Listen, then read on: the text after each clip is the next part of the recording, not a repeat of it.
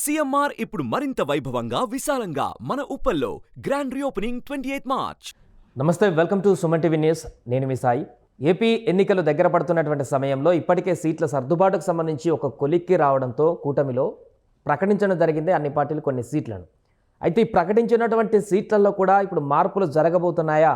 కొన్ని స్థానాలలో ప్రకటించినటువంటి అభ్యర్థుల నుంచి వ్యతిరేకత ఏమన్నా వస్తుందా మిగతా వారికి, లేదా ఆ స్థానాల నుంచి కూటమిలో భాగంగా మార్పు చేర్పులు ఏమైనా చోటు చేసుకునేటువంటి అవకాశం ఉందనేటువంటి చర్చ కొనసాగుతుంది. ఇప్పుడు ప్రకటించిన టీడీపీ జనసేన సీట్లలో ఇంకా బీజేపీ ప్రకటించాల్సిన ఉంది.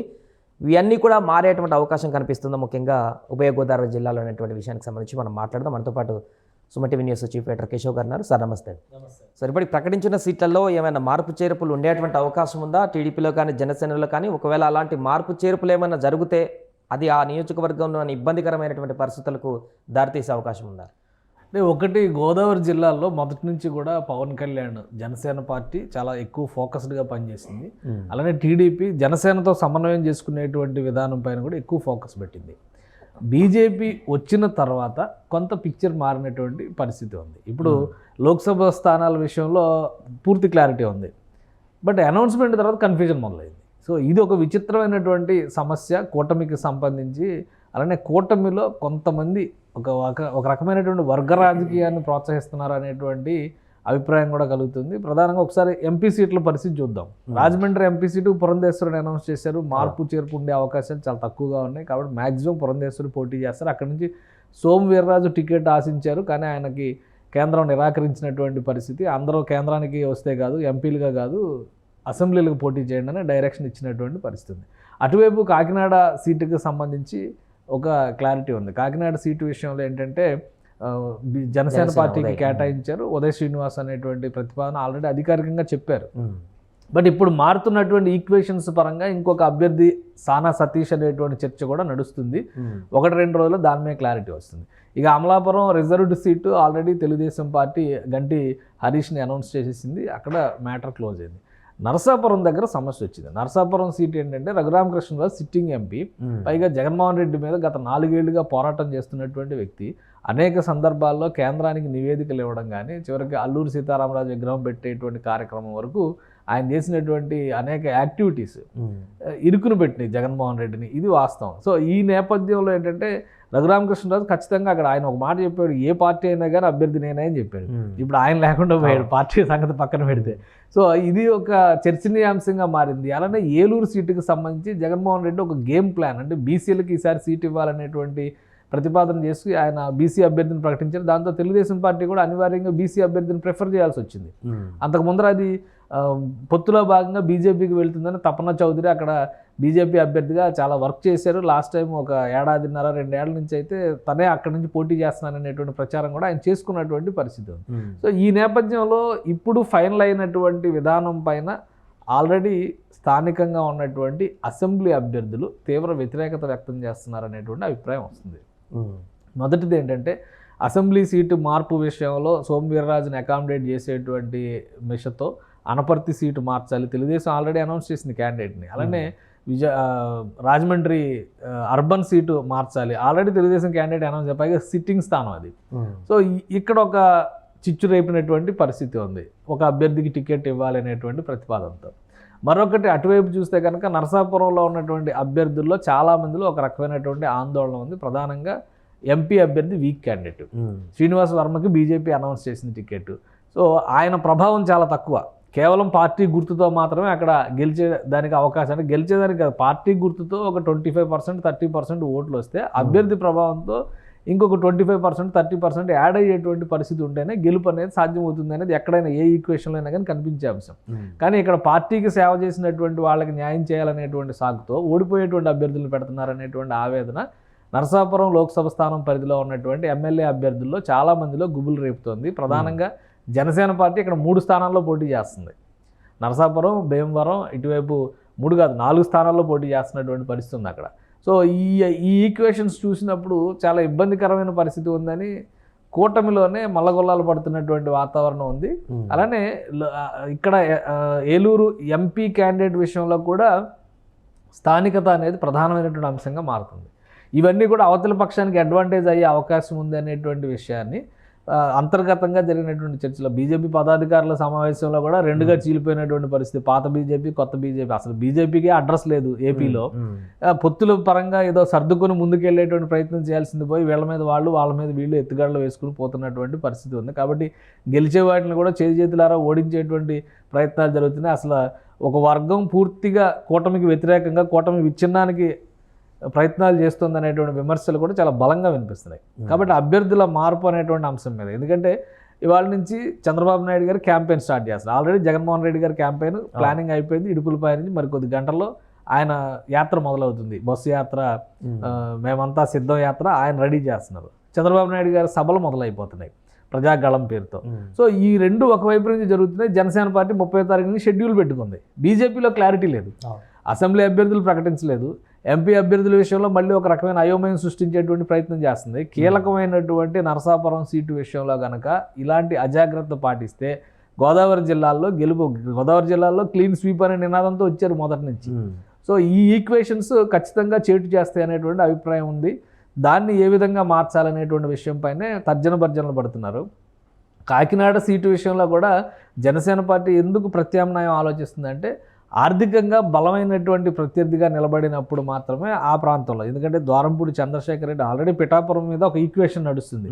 ఓ పెద్ద క్వార్టరీ పనిచేస్తున్నటువంటి పరిస్థితి ఉంది. ముద్రగడ పద్మనాభం ఒకవైపు నుంచి ప్రత్యేక పరిశీలకుడిగా ముద్రగడ పద్మనాభం, సమన్వయకర్తగా మిథున్ రెడ్డి, వ్యూహకర్తగా ద్వారంపూడి చంద్రశేఖర్ రెడ్డి, కార్యాచరణ ప్రణాళికని దిశానిర్దేశం చేసే వ్యక్తులుగా దాడిశెట్టి రాజా, కురసాల కన్నబాబు, ఇట్లా ఒక 4-5 టీమును పెట్టినటువంటి పరిస్థితి అక్కడ ఉంది. సో ఒక్క కాన్స్టిట్యున్సీ మీద అంత ఫోకస్ పెట్టినప్పుడు 7 అసెంబ్లీ స్థానాలకి ప్రాతినిధ్యం వహించేటువంటి కాకినాడ పార్లమెంట్ విషయంలో కూడా ఒక బలమైన జనాకర్షణ కలిగిన, అలానే స్థానికంగా ఎక్కువ యాక్టివిటీస్ చేసినటువంటి లీడర్ని ఎంచుకోవాలనేటువంటి అభిప్రాయం. ఎందుకంటే ఉదయ్ శ్రీనివాసు కాకినాడకి సంబంధం లేదు, కానీ పెద్దగా పిఠాపురంలో ఆయన ఇంతవరకు వర్క్ చేశారంటే క్లారిటీ ఉంది. కానీ ఓవరాల్గా 7 కాన్స్టిట్యున్సీస్లో ప్రభావం చూపించరు అనేటువంటి అభిప్రాయం వస్తుంది. అందుకని అక్కడ అభ్యర్థి మార్పు అనే ప్రతిపాదన పైన కూడా జనసేన కసరత్తు చేస్తుంది. సో అదే తరహాలో నరసాపురం అభ్యర్థి విషయంలో కూడా బీజేపీ రాంగ్ స్టెప్ వేసింది అనేటువంటి అభిప్రాయం సొంత ఎమ్మెల్యేల నుంచే వస్తున్నటువంటి పరిస్థితి ఉంది. సో ఇది అందరి గెలుపుని ప్రభావితం చేస్తుందని అనిపించినప్పుడు ఖచ్చితంగా అభ్యర్థుల మార్పు అనేది తప్పదు. ఒకవేళ బీసీ ఈక్వేషన్ ఫ్యాక్టర్ని కూడా పక్కన పెట్టాలి అనుకుంటే కనుక బదలాయించేటువంటి టీడీపీలో రఘురామకృష్ణరాజు చేరితే నరసాపురం సీటు టీడీపీకి కేటాయించేటువంటి అవకాశం ఉంటుంది. ఏలూరు సీట్ని కనుక బీజేపీకి ఇస్తే కనుక, బీజేపీ ఆల్రెడీ అక్కడ తపన్ చౌదరి వర్క్ చేసి ఉన్నారు కాబట్టి, ఆల్రెడీ ఆయన పని చేస్తున్నాడు కాబట్టి 2 ఏళ్ల నుంచి నేను మీ వాడిని, నన్ను మీరు గెలిపించండి అనేటువంటి ప్రతిపాదనతో ఆయన ఒక పారిశ్రామిక రంగంలో ఉన్నటువంటి వ్యక్తి, దానికి తగ్గట్టుగా ఒక ప్రణాళిక ప్రకారం తన ప్రచారాన్ని నడుపుకుంటూ వెళ్ళినటువంటి వ్యక్తి కాబట్టి ప్రజలకు సుపరిచితుడు. సో అక్కడ ఈక్వేషన్ వస్తుంది. తెలుగుదేశం పార్టీ నుంచి ఇప్పుడు ప్రవేశపెట్టినటువంటి మహేష్ యాదవ్ ఇప్పుడు కొత్తగా వెళ్ళి తనను తాను పరిచయం చేసుకోవాల్సినటువంటి పరిస్థితి ఉంటుంది. సో ఉమ్మడి పశ్చిమ గోదావరి జిల్లా పరిధిలో ఉన్నటువంటి 2 ఎంపీ సీట్ల విషయంలో కూటమి తప్పటడుగు వేసింది అనేటువంటి అభిప్రాయం సొంత ఎమ్మెల్యే అభ్యర్థుల నుంచే వస్తుంది. అక్కడ మార్పు అనేది అనివార్యంగా కనిపిస్తుంది. రాజమండ్రి లోక్సభ స్థానం పరిధి విషయంలో మాత్రం సోము వీర్రాజుకు ఒక్కరికి స్థానం కల్పించేటువంటి ఆలోచనతో మళ్ళీ సీట్లలో మార్పులు చేస్తే కనుక అక్కడ ఎంపీ అభ్యర్థి గెలుపు ప్రభావితం అయ్యేటువంటి ప్రమాదం ఉంది. ఎందుకంటే సోము వీర్రాజు గారు గతంలో 2004లో అనుకుంటా బహుశా ఆయన కడియం ఎమ్మెల్యే స్థానానికి పోటీ చేశారు. పెద్ద ప్రభావం ఏం చూపించాలి. కడియం ఎమ్మెల్యే స్థానం అంటే ఇప్పుడు రాజమండ్రి రూరల్ నియోజకవర్గంగా మారింది అది. సో ఇప్పుడు మళ్ళీ రాజమండ్రి అర్బన్ వైపు దృష్టి పెడితే అక్కడ బలహీనమైనటువంటి అభ్యర్థి అయ్యే అవకాశం ఉంది. లాస్ట్ టైం ఆయన ఎమ్మెల్సీగా చేశారు, ఈసారి కూడా ఎమ్మెల్సీ అవకాశం ఇవ్వచ్చు అనేటువంటి ఒక ప్రతిపాదన నడుస్తుంది. ఈ క్రమంలో తూర్పుగోదావరి జిల్లాలో కాకినాడ ఎంపీ విషయంలో ఒక మార్పు జరిగే అవకాశం కనిపిస్తుంది. నరసాపురం, ఏలూరు నియోజకవర్గాల విషయంలో కూడా లోక్సభ స్థానాల పరిధిలో మార్పు జరగడానికి ఆస్కారం అయితే స్పష్టంగా కనిపిస్తుంది. అలాగే సార్, ఉన్న 10 సీట్లు బీజేపీకి కేటాయించినటువంటి 10 అసెంబ్లీ సీట్లు ఇప్పటి వరకు అభ్యర్థులను ప్రకటించకపోగా ఇంకా మీటింగ్లు కొనసాగుతున్నాయి. అంటే అభ్యర్థులు దొరకకపోవడం కారణమవుతుందా, లేకుంటే ఆ 10 ఏదైతే స్థానాలు ఉన్నాయో ఆ స్థానాలు వీళ్ళకి ఒక కొలిక్కి రాకపోవడం కారణమవుతుందా ప్రకటించకపోవడం? అంటే బీజేపీలో, ఏపీ బీజేపీలో అది కుంపటి రాజకీయం, వేరు కుంపటి రాజకీయం అది. అందుకనే సమస్య వస్తుంది. ఇప్పుడు ప్రతిపాదనలు చేసినటువంటి క్రమంలో 6 అసెంబ్లీ సీట్లు అన్నారు. తర్వాత రాష్ట్ర స్థాయిలో చర్చలు జరిగి ప్రతినిధులు వచ్చిన కనీసం డబుల్ డిజిట్ ఉండాలన్నారు. సరే 10కి తీసుకొచ్చారు. జనసేనకు 3 కోత పెట్టి తెలుగుదేశం పార్టీ 1 సీట్ ఇచ్చింది. ఇప్పుడు 11 అంటున్నారు. సో దీనికి ఎక్కడ లిమిట్ ఎక్కడ ఉంటుంది, దీనికి పరిమితి ఎక్కడ ఉంటుంది, పరిధి ఎక్కడ ఉంటుంది? కాబట్టి ఈ గొంతెమ్మ కోరికల్ని కూటమిలో ఉన్నటువంటి పార్టీలు అంగీకరిస్తాయని నేను అనుకోవడం లేదు. బీజేపీలో ఉన్నటువంటి ఒక వర్గం ఉద్దేశపూరితంగా ఈ చర్చను రాజేసేటువంటి ప్రయత్నం చేస్తుంది. మీడియా పురులుగా తిరిగేటువంటి కొంతమంది నాయకులు ప్రతిరోజు మీడియాలో కనిపిస్తాం కాబట్టి మాకు ప్రజలు గుర్తుపడతారు, ఓటేస్తారని ముందు ప్రజల్లో ఉంటే కదా మీడియా. అలా మీడియా పురులుగా ఉన్న వాళ్ళు ఎవరు కూడా గ్రౌండ్ లెవెల్లో డైరెక్ట్ ఎలక్షన్స్లో గెలిచినటువంటి దాఖలాలు ఎక్కడా లేవు. సో ఈ రాజకీయం చేసేటువంటి క్రమంలోనే ఇంకో సీటు అని చెప్పని ఒకటి తగ్గింది అని లెక్క చెప్తారు కదా పుష్ప సినిమాలో, ఆ టైప్లో ప్రతిదానికి ఒకటి తగ్గింది అంటున్నారు వీళ్ళు. సో ఇది కూటమిని ఇబ్బంది పెట్టేటువంటి రాజకీయం. ఇది కూటమి అలర్ట్గా ఉంటే కనుక ఈ విషయాన్ని తిప్పికొట్టేటువంటి అవకాశం ఉంటుంది. ఆల్రెడీ 6 సీట్లకు ఒప్పుకున్న తర్వాత ఇక్కడ 10 సీట్లకు పెంచుకున్న తర్వాత ఇక్కడ మరొక సీటు అనేటువంటి రాజకీయం తీసుకురావడం, ఆల్రెడీ అభ్యర్థులు అనౌన్స్ చేసి వాళ్ళు ఇప్పుడు 10 రోజుల నుంచి వర్క్ చేస్తున్నారు కదా. సో వాళ్ళదంతా డిస్టర్బెన్స్ అయిపోయినట్టే కదా. ఆల్రెడీ ఫస్ట్ లిస్ట్ అనౌన్స్ చేసి 20 రోజులు అయిపోయింది కదా. ఫస్ట్ లిస్ట్లో వచ్చిన సీటు అనపర్తి సీటు ఫస్ట్ లిస్ట్లో అనౌన్స్ చేసినటువంటి సీటు. ఇప్పుడు అది మారిస్తే 20 రోజుల అభ్యర్థి కింద ఆయన ప్రచారం చేసుకున్నది అదంతా ఎవరికి కలిసి వస్తుంది? ఈ 4-5 ఏళ్లుగా పనిచేసింది ఎవరు ఆ నియోజకవర్గాల్లో? ఉదాహరణకి విజయవాడ వెస్ట్ సీటు ఎంత దౌర్భాగ్యం అంటే గత 4-5 ఏళ్లలో బీజేపీ అభ్యర్థి ఎవరనేది అక్కడ అడ్రస్ లేరు. కానీ జనసేన పార్టీ నాయకుడు మాత్రం పోతిన మహేష్ అక్కడ పనిచేస్తూనే ఉన్నాడు 4-5 ఏళ్ళుగా. ఆ సీటు తీసుకొచ్చి ఇప్పుడు బీజేపీ కోటాలో పెట్టారు. పవన్ కళ్యాణ్ గారు త్యాగం చేయాలని పవన్ కళ్యాణ్ గారు ఒక్కళ్ళే త్యాగం చేసి భుజాల మీద మోస్తూ కూర్చుంటే కూటమి గెలవదు. మిగతా వాళ్ళకి ఆ బాధ్యత తెలియాలి. ఆ బాధ్యత తెలియనప్పుడు కూటమి సర్వనాశనం అయింది. సో ఈ ఎత్తుగడ ఎందుకు జరుగుతుంది బీజేపీలో అనేది ఆలోచించాలి. బలమైన నాయకులు ఉన్న చోట జనసేన పార్టీ త్యాగం చేయాల్సినటువంటి పరిస్థితి వస్తే చర్చ రావట్లే. కానీ బీజేపీలో మీడియా పులులుగా తిరిగినటువంటి నాయకులు ఉన్న లిస్టు పట్టుకొని వీళ్ళకి సీట్లు కేటాయించలేదు, వీళ్ళని తొక్కేస్తున్నారు అనేటువంటి అసలు మీరు ప్రజల్లో ఉంటే కదా, ప్రజల్లో తిరిగితే కదా మీకు తెలిసేది. అదే జరిగి ఉంటే కనుక కన్నా లక్ష్మీనారాయణ గారు పార్టీ వీడి తెలుగుదేశం పార్టీలోకి ఎందుకు వెళ్తారు? జనసేనతో పొత్తు పెట్టుకున్నా కానీ కనీస సమన్వయ కమిటీలు కూడా నిర్వహించలేక గత 4 ఏళ్లుగా చతికిలు పడినటువంటి పార్టీగా బీజేపీ మిగిలిపోయింది. ఈరోజు తెలుగుదేశం జనసేన కలిసిన తర్వాత క్షేత్రస్థాయిలో కమిటీలు వేసుకుని ముందుకెళ్లే ప్రయత్నం చేశారు. ఆ ప్రయత్నం ఎందుకు జరగలేదు? పవన్ కళ్యాణ్ ఢిల్లీలో ఒప్పందం చేసుకున్నాక వచ్చి ఇచ్చిన ఫస్ట్ స్టేట్మెంట్ ఏంటి? నియోజకవర్గ స్థాయి వరకు మేము సమన్వయ కమిటీలు వేసుకొని బీజేపీతో కలిసి ముందుకు వెళ్తామని. ఆ ప్రయత్నం రాష్ట్ర బీజేపీ నాయకత్వం ఎందుకు చేయలేదు? ఎవరి ప్రయోజనం కోసం దాన్ని ఆపేశారు? సో ఈ ప్రశ్నలు చాలా ఉన్నాయి. ఈ ప్రశ్నలన్నింటినీ ఇప్పుడు గాలిలో కలిపేసి బలమైన నాయకులు, సుదీర్ఘకాలంగా పార్టీలో ఉన్నటువంటి నాయకులు మరికొంతకాలం పార్టీలో ఉండొచ్చు, పదవుల్లోకి రావాల్సినటువంటి అవసరం లేదు. వాళ్ళకి ఇచ్చేటువంటి పదవులు చాలా ఉంటాయి.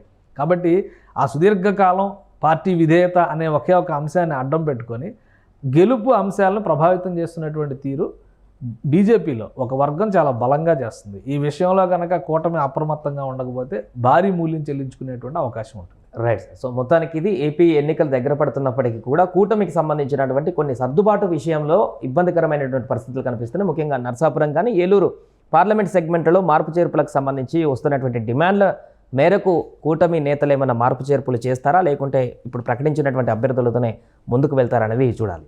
సుమన్ టీవీలో మీ పర్సనల్ అండ్ బిజినెస్ ప్రమోషన్స్ కోసం కింది నెంబర్కి కాంటాక్ట్ చేయండి.